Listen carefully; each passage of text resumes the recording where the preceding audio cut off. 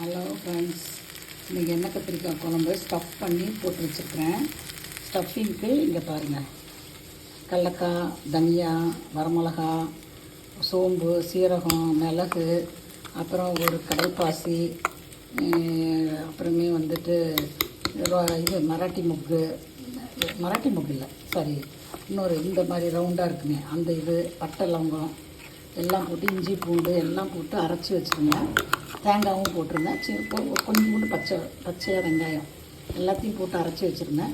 அதை வந்து ஸ்டஃப் பண்ணி இதில் வச்சு, இதில் வந்து எண்ணெய் ஊற்றி கடுகு, உளுத்தம்பருப்பு, வெந்தயம் போட்டுட்டு, வெங்காயம் கொஞ்சம் போட்டு 4 தக்காளி போட்டு வணக்கிட்டு, இந்த ஸ்டஃப் பண்ணி வச்சதை இந்த கத்திரிக்காய் எடுத்து அதில் போட்டு வச்சுருக்கேன். ஏன்னா நான் இது எடுக்கலை, வீடியோ எடுக்கணும்னு எடுக்கலை, ஆனால் அது நல்லா வந்துருக்குது, அதனால் உங்களுக்கு காமிக்கலாம்னு.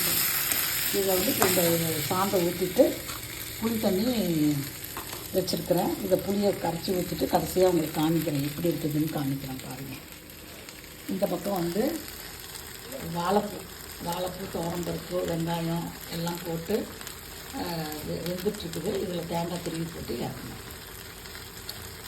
இந்த எண்ணெய் கத்திரிக்காய் குழம்பு வந்து நான் எப்பயுமே வந்து பட்டை லவங்கம் பூண்டு போடுவேன், ஆனால் இஞ்சியெல்லாம் போட மாட்டேன். இது இஞ்சி போட்டு இந்த ஆந்திரா ஸ்டைல் கடலக்காய் போட்டு, கடலக்காயெல்லாம் கொஞ்சம் வறுத்து போட்டு செஞ்சுட்ருக்குறேன். இது நல்லா வெந்துருச்சு. இப்போ இதை எடுத்து கொட்டணும்.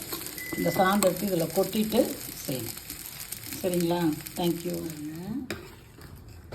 தேங்காய் ஊற்றியாச்சு, புளி தண்ணி ஊற்றியாச்சு, கொதிக்கணும். இதை வந்து தட்டம் போட்டு இப்போ மூடி வைக்கணும். மூடி வச்சுட்டு அதுக்கப்புறம் கொஞ்சம் நேரம் கழிச்சு உங்களுக்கு ஸ்லோ பண்ணி வச்சுருக்கேன்.